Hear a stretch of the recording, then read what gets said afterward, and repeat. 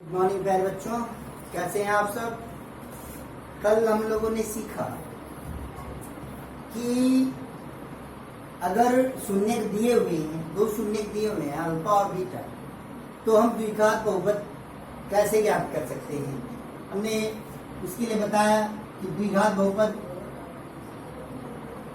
में आप द्विघात बहुपद बराबर x माइनस अल्फा और x माइनस बीटा में शून्य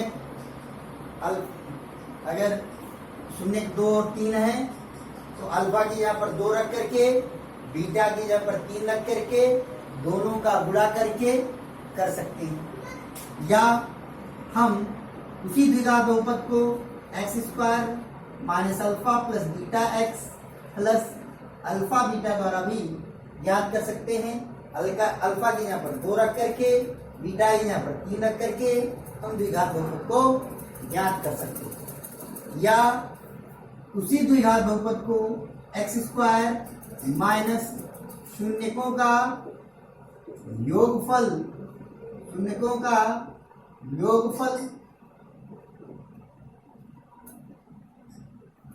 into x plus alpha beta के द्वारा भी ज्ञात कर सकते हैं। प्लस अल्फा बीटा के यहाँ पर क्या लिखेंगे, शून्यकों का गुणनफल, इसके द्वारा भी हम उसको प्राप्त कर सकते हैं।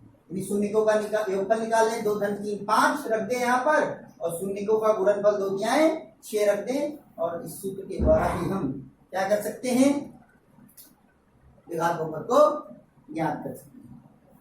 कुछ बातें आज हम लोग और सीखेंगे, समझेंगे, जानेंगे, तुलना करेंगे, फिर हम आगे बढ़ेंगे। क्लियर हो रहा नहीं हो रहा है, बात सुनने आ रही कि नहीं आ रही। देखिए, किसी भी द्विघात बहुपद का मानक रूप, अगर कोई आपसे पूछता है कि किसी द्विघात बहुपद का मानक रूप क्या होगा, तो आप कहोगे ax square plus bx plus c, ये द्विघात बहुपद का मानक है। यहां पर a 0 के बराबर नहीं होना चाहिए। अब आप कहोगे a 0 के बराबर क्यों नहीं होना चाहिए, क्योंकि अगर a 0 के बराबर हो जाएगा तो ये क्या हो जाएगा, 0 हो जाएगा, और जब ये 0 हो जाएगा तो द्विघात बहुपद ना होकर के क्या हो जाएगा, एक घातीय बहुपद। यदि a 0 के बराबर हो जाए तो क्या हो जाएगा, ये खत्म हो जाएगा, समाप्त हो जाएगा, और केवल एक घातीय बहुपद। तो क्या सीखा आपने, क्या जाना है यहाँ से। यदि आपसे कोई पूछता है कि द्विघात बहुपद का मानक रूप क्या है, तो द्विघात बहुपद का मानक रूप ax square plus c। Clear हुआ कि नहीं, इसमें आगे नहीं आगे। और a 0 के बराबर नहीं होना। यदि आपसे कोई ये पूछता है कि क्या द्विघात बहुपद में b और c का मान 0 हो सकता है, जी हाँ हो सकता है। a का मान 0 नहीं होगा, लेकिन b और c का मान 0 हो सकता है। अब आपके मन में थोड़ी सी जिज्ञासा जग रही होगी कि थोड़ा सा इस पर हम लोग उदाहरण से समझते हैं। यदि देखिए, यदि मैं लिख दूं कि 3x स्क्वायर प्लस 5, इसमें चरराशि की सबसे बड़ी घात कितनी है, 2 है, इसलिए द्विघात बहुपद है कि नहीं है, जी हाँ है, ये द्विघात बहुपद है, ये द्विघात बहुपद है। अब अगर आप इससे तुलना करें, आप इसकी तुलना ax square plus bx plus c बराबर 0 से तुलना करें, और ध्यान सुनिए, तो x स्क्वायर के साथ यहाँ पर a है, यहाँ पर x स्क्वायर के साथ 3 है, यानी a बराबर कितना हो गया, 3 हो गया। यहाँ x के साथ b है, यहाँ x से संबंधित कोई पद मौजूद नहीं है, यानी b किसके बराबर हो गया, 0 के बराबर हो गया, और c किसके बराबर हो गया, 5। यानी क्या सीखा आपने, देखा आपने कि ये द्विघात बहुपद है, और इस द्विघात बहुपद में b का मान क्या है, 0 के बराबर हो सकता है। क्लियर हुआ कि नहीं हुआ? क्लियर हुआ कि नहीं हुआ? थोड़ा सा और देखते हैं।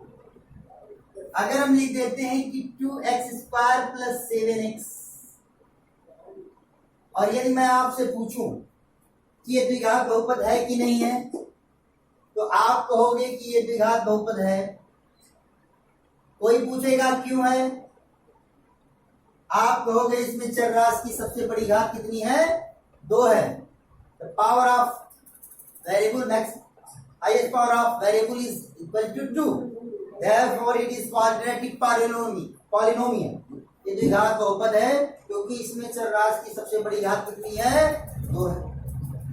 यदि इसकी तुलना आप ax² + bx + c से करें, तो अब अगर आप x² + bx + c से तुलना करते हैं, तो यहाँ पर x² का गुणांक 2, यहाँ पर x² का गुणांक a है, तो a बराबर किसके हो गया, 2 के हो गया। यहाँ पर x का गुणांक b है, यहाँ पर x का गुणांक 7 है, तो b बराबर किसके हो गया, 7 के हो गया। क्लियर हो गया कि नहीं हो गया? और यहाँ पर c, इसमें कोई भी का अचर पद मौजूद नहीं, इसलिए c बराबर किसके हो गया, 0 के हो गया। तो आपने उदाहरण के द्वारा देखा कि किसी भी द्विघात बहुपद में a 0 नहीं हो सकता है, b या c 0 हो सकता है। ये बात समझ में आई कि नहीं? ये बात क्लियर हुई कि नहीं? अब आपको ये जानना है कि किसी भी द्विघात बहुपद को हम ax² + bx + c के रूप पदों में लिख सकते हैं। x का स्क्वायर का जो गुणांक होगा उसे a बोलेंगे, समझ सकते हैं। x के साथ जो होगा उसे b समझ सकते हैं, और जो कांस्टेंट होगा उसे हम अचर पद बोलते हैं। क्या बोलते हैं? अचर पद बोलते हैं। अब थोड़ा सा हम लोग कल की चर्चा को आगे बढ़ाते हैं, उनको सीखते हैं। अभी आपको सवाल नहीं लगाना, इन बातों को समझना। आगे बढ़े, मुझे लगता है ये बात समझ में आ गई हो कि यदि आपसे कोई पूछता कि द्विघात बहुपद का मानक रूप बताइए, तो आप कहेंगे a 0 के बराबर नहीं हो सकता, और a b c b हो c कुछ भी हो सकता है, और a भी कुछ भी हो सकता है। कोई भी वास्तविक संख्या हो सकती है, b भी कोई वास्तविक संख्या हो सकती है, c भी कोई वास्तविक संख्या हो सकती है, लेकिन a 0 के बराबर नहीं हो सकती। यानी a b और c कैसी संख्या हो सकती हैं, होंगी वास्तविक संख्याएं होंगी, बट a 0 के बराबर नहीं हो सकता, b और c 0 होगी भी हो सकता है। क्लियर हो गया? अब थोड़ा सा आगे बढ़ते हैं, हम लोग सवाल को देखते हैं। फिर से पुरानी बातों को दोहराते हैं और चर्चा करते हैं।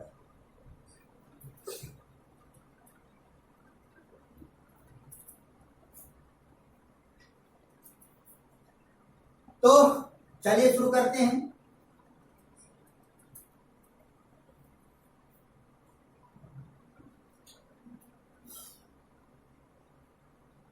x² -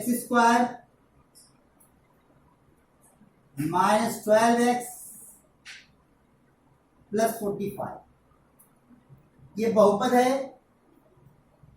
और कहा गया कि इसका शून्य ज्ञात कीजिए। फिर से एक बार हम लोग चलते हैं वापस।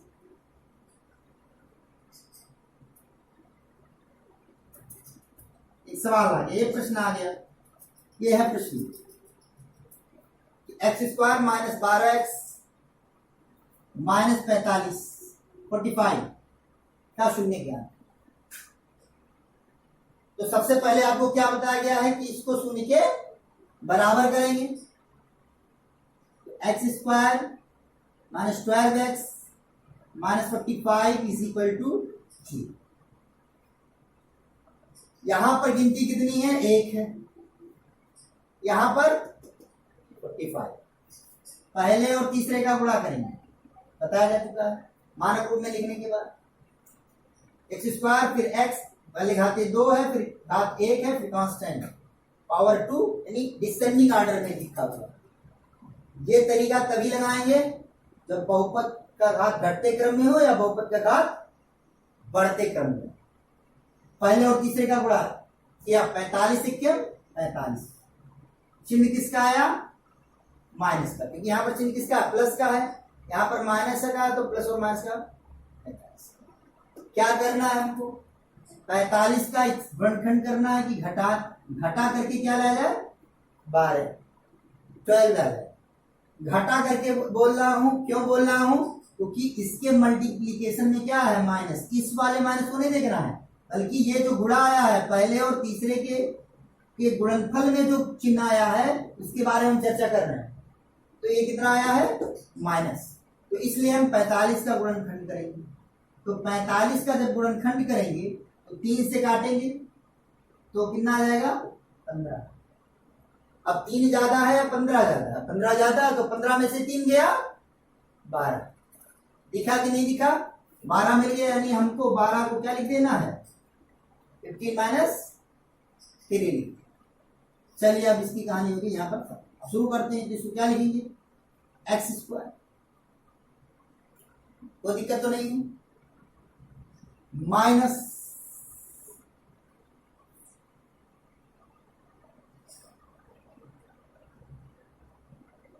माइनस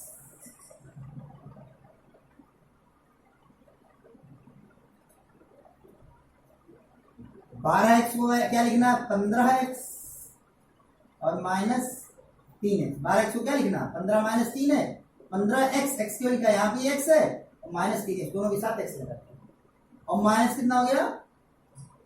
45। तो बराबर किसके हो गया? 0। क्लियर हुआ कि नहीं हुआ? क्लियर हुआ कि नहीं हुआ? सुना नहीं आ रहा? चलो, तो यहां से x square minus 15x minus into minus क्या हो गया? Plus 3x minus 45 is equal to 0। अब यहां से क्या हो जाएगा? माइनस माइनस क्या हो गया? प्लस। दो का जोड़ा बना लेंगे।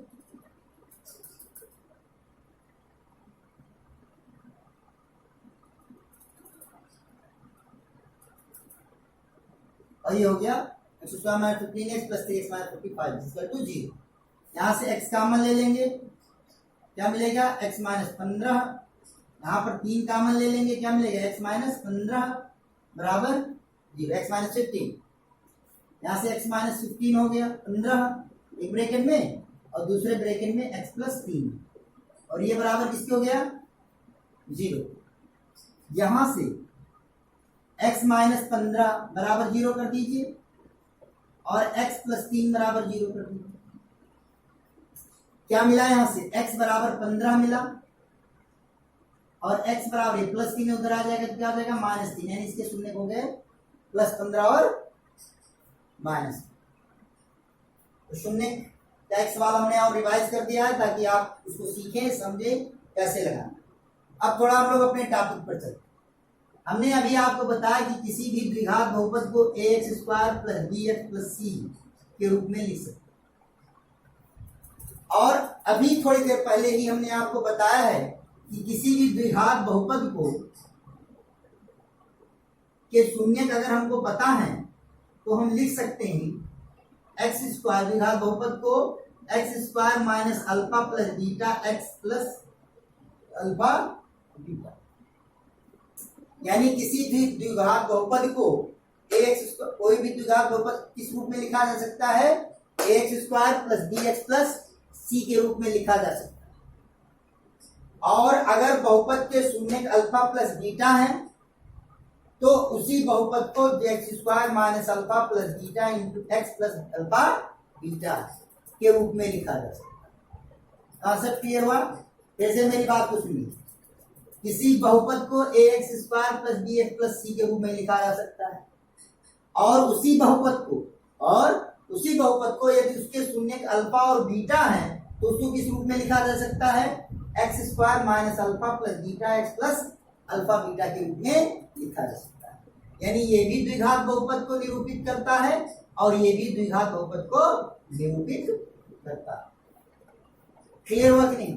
ये भी द्विघात बहुपद को निरूपित करता है और ये भी द्विघात बहुपद को निरूपित करता है। तो यदि हम तुलना करें, बहुत ध्यान से देखिए, तो देखें आप, तो यहां पर एक्स स्क्वायर का गुणांक कितना है? a। क्या है? a। और यहां पर एक्स स्क्वायर का गुणांक कितना है? 1। कितना है? 1। तो तुलना करने के लिए हम क्या करें? हम तुलना करने के लिए क्योंकि दोनों एक ही द्विघात बहुपद हैं तो हम तुलना करने के लिए इसमें एक कॉमन ले लेंगे। क्या कॉमन ले लेंगे? एक कॉमन ले लेंगे। तो जब हम एक कॉमन ले लेते हैं, वो ध्यान समझिएगा, तो इसमें बहुत ध्यान समझिएगा, एक जब हमने कॉमन ले लिया तो यहाँ जब कोई चीज कॉमन लेते हैं तो उससे प्रत्येक पद को भाग देते हैं। तो जब भाग देंगे तो यहाँ से ए कट जाएगा, क्या मिलेगा? X square. मिला कि नहीं मिला? फिर यहाँ पर तो ए है नहीं तो क्या मिला? Plus b by a x. वो प्लस का प्लस हो गया और बी बाई ए एक्स हो गया, और प्लस यहाँ पर भी ए नहीं है तो ए कॉमन हो गया है तो क्या मिलेगा? सी बाई ए। अब ये जो अंदर वाला जो बहुत द्विघात होगा वो इससे इसके जैसा हो गया कि नहीं हो गया? अब हम इसकी तुलना इससे कर सकते हैं। तो एक कॉमन लेने का ये चिन्ह जो लगाया गया है बराबर ही क्या समझिए, तो इसका मतलब क्या हो गया कि अब हम इन दोनों का तुलना कर सकते हैं। तो यहां पर एक कॉमन लेने का मेरा मकसद केवल इतना ही था, यह मेरा केवल इतना ही मतलब था कि हम यहां पर एक्स स्क्वायर का गुणांक कितना कर सके? एक कर सके। क्यों कर सके? ताकि इस द्विघात बहुपद और इस द्विघात बहुपद की हम तुलना कर सके। क्लियर हुआ कि नहीं? क्लियर हुआ कि नहीं हुआ? तो अब यदि हम तुलना करें तो एक्स स्क्वायर का गुणांक एक्स स्क्वायर, और यहां पर एक्स का गुणांक कितना है? माइनस अल्फा प्लस बीटा है कि नहीं है? और यहां पर एक्स का गुणांक कितना है? बी बटे ए है। तो माइनस अल्फा प्लस बीटा बराबर किसके हो गया? बी बटे ए हो गया कि नहीं हो गया? देखिए ध्यान दे, एक्स का गुणांक माइनस अल्फा प्लस बीटा, और यहां पर एक्स का गुणांक कितना है? बी बटे ए है। दोनों जो द्विघात बहुपद ये है वही द्विघात बहुपद ये है, इसलिए हम क्या कर दिए कि alpha plus beta is equal to क्या लिख दिए? बी बटे ए। क्लियर हुआ कि नहीं हुआ? इसी तरह से यहां पर अकेले कौन बचा हुआ? अल्फा बीटा, और यहां पर अकेले कौन है? सी बटे ए है। तो अल्फा बीटा बराबर किसके हो गया? सी बटे। क्लियर हुआ कि नहीं हुआ? तो अब अगर इससे माइनस से गुणा कर दें तो ये माइनस और माइनस क्या हो जाएगा? प्लस। तो alpha plus beta is equal to minus b by, दोनों तरफ माइनस से गुणा कर दिया तो माइनस की यहाँ पर क्या हो गया? यहाँ पर प्लस हो गया, और यहाँ प्लस था तो क्या हो गया? माइनस। तो अल्फा प्लस बीटा बराबर किसके हो गया? माइनस बी बटे ए के। और अल्फा बीटा बराबर किसके हो गया? सी अपान ए के। ये सूत्र बन गया। आपको ये सूत्र याद रखना है।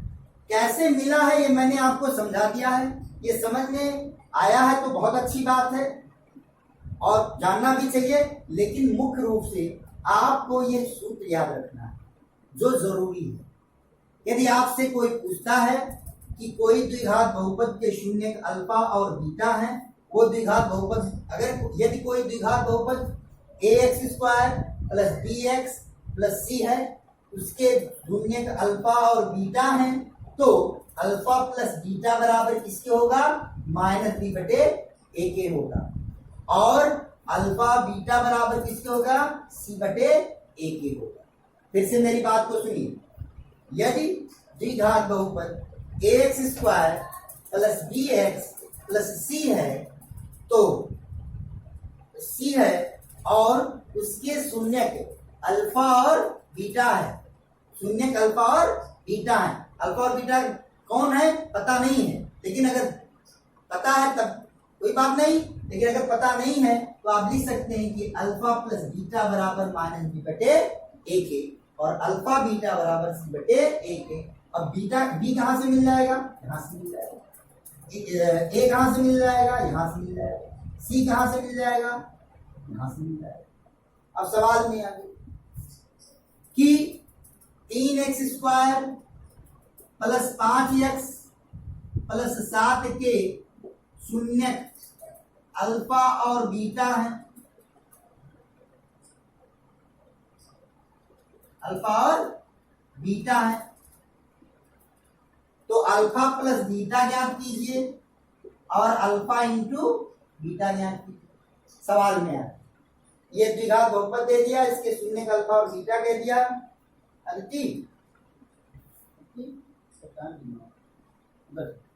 अल्फा प्लस बीटा और अल्फा बीटा।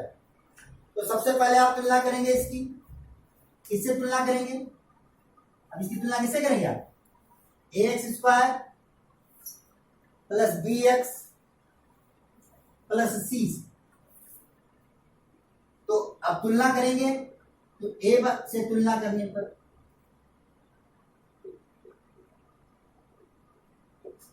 तो जब इससे तुलना करने पर करेंगे ए बराबर कितना हो जाएगा? एक्स स्क्वायर का गुणांक ए है, एक्स स्क्वायर का गुणांक 3 है, तो ए बराबर किसके हो गया? 3। यहाँ एक्स का गुणांक कितना है? बी है, यहाँ एक्स का गुणांक 5 है, तो बी बराबर किसके हो गया? 5 के। यहाँ पर सी अकेले है, यहाँ पर 7 अकेले है, तो सी बराबर किसके हो गया? 7 के। अब आपको अल्फा प्लस बीटा निकालना है, तो अल्फा प्लस बीटा बराबर क्या हो जाएगा? क्या बताया गया है? Minus b by a. B की जहां पर कितना हो गया? 5, और ए की जहां पर कितना हो गया? 3, तो -5/3 उत्तर हो गया। अल्फा बीटा बराबर क्या है? सी बाई ए। सी बाई ए। सी की जहां पर कितना है? सी की जहां पर कितना है? सी की जहां पर कितना है? 7, और ए की जहां पर कितना है? 3, तो 7/3 हो गया। तो यहां से आप अल्फा प्लस बीटा भी निकाल लिए और अल्फा इंटू बीटा भी निकाल लिए। कहीं कहीं इसी सूत्र को इस तरह से भी लिखा जाता है। ये अल्फा प्लस बीटा है क्या? ये बात समझ आ गई ना? कोई दिक्कत तो नहीं है। अब इसी अल्फा प्लस बीटा को क्या लिया? क्या अल्फा प्लस बीटा का मतलब क्या हो गया?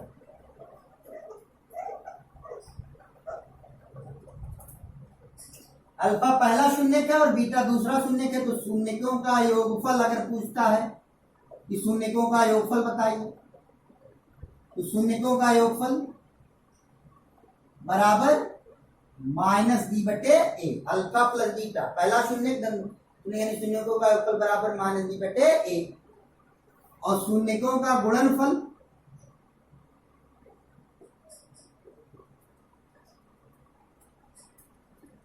बराबर किसके होगा? अल्फा इंटू बीटा गुणनफल हो गया c/1। ये सूत्र बन गया। अब ये सूत्र कब लगाना है?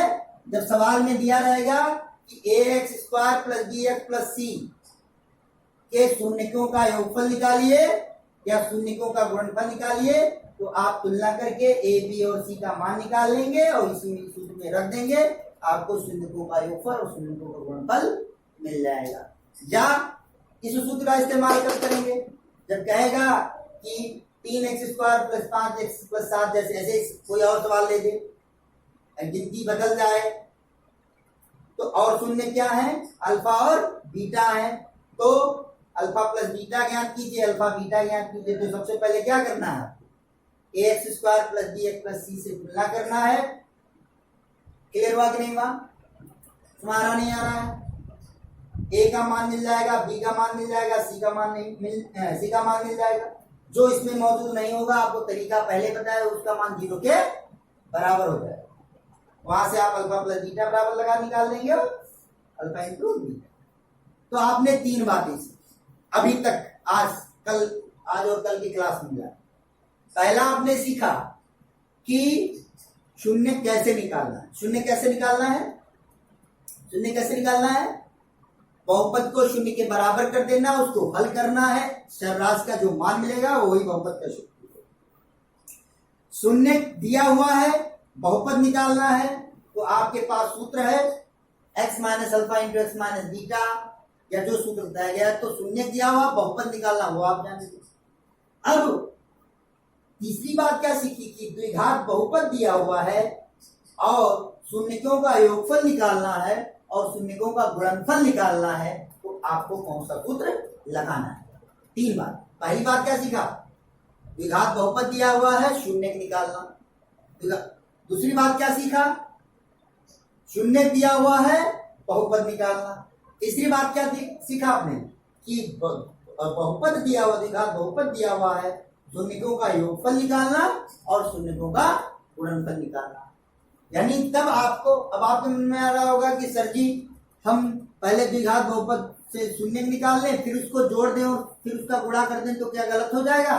जी नहीं, वो गलत नहीं होगा, लेकिन आपका समय लगेगा। जब हमारे पास सूत्र है तो हम सीधे सूत्र लगा करके शून्यकों का योगफल और शून्यकों का गुणनफल याद कर सकते हैं। हमको शून्य निकालने की कोई जरूरत नहीं पड़ेगी। क्लियर हुआ? यानी शून्यकों का योगफल अगर हमको निकालना है तो सीधे हम सूत्र लगा करके निकाल सकते हैं, हमको शून्य निकालने की कोई जरूरत नहीं होगी। क्लियर हो गया कि नहीं हो गया? कभी कभी इसी सूत्र को जो यहाँ पर है वहां पर है वही ऐसे भी लिख सकते हैं। देखिए, शून्यकों का गुण योगफल बराबर, आपको सारे सूत्र दिमाग में बैठा के रखने। शून्यकों का योगफल बराबर क्या लिखा हुआ? माइनस, फिर लिखा हुआ बी। डी, बी किसका गुणांक है? एक्स का गुणांक।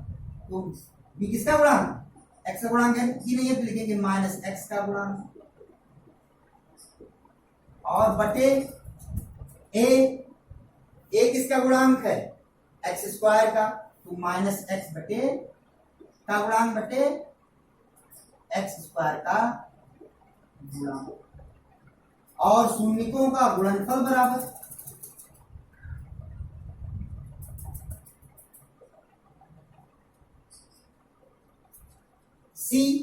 सी क्या है? एक गिनती है। देखिए यहाँ पर क्या है? सी तुलना कीजिए, सी क्या है? गिनती, अचर राशि। कोई जो नहीं गिनती ही हो, 5/3 भी हो सकता है, लेकिन वो कांस्टेंट होगा, उसमें एक्स नहीं होगा, इसमें एक्स स्क्वायर नहीं होगा। क्लियर है कि नहीं क्लियर है? तो हम उससे क्या बोलते हैं? सी को अचर पर क्या बोलते हैं? अचर पर बटे क्या लिखा हुआ? ए का मतलब क्या हो गया? एक्स स्क्वायर का गुणा। तो आप चाहे इस सूत्र से उस सवाल को निकालिए, लगाइए, चाहे इस सूत्र से उस सवाल को लगाइए और चाहे इस सूत्र से उस सवाल को लगाइए। मुझे उम्मीद है कि आप लोग इस सूत्र को याद कर लेंगे, सवाल को लगाएंगे, समझेंगे। कल हम सवाल लगाना शुरू करेंगे। कोई दिक्कत होगी तो आप पूछ लेंगे। धन्यवाद।